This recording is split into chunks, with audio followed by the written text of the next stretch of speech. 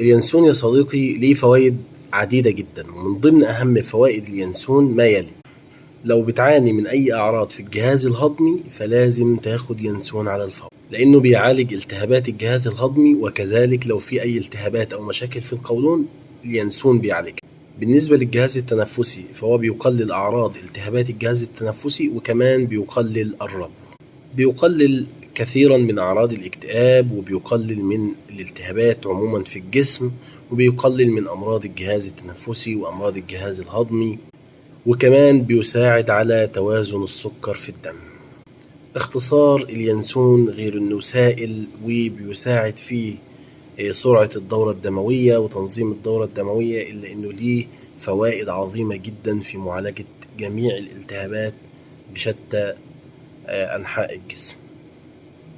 لازم تشرب اليانسون يوميا.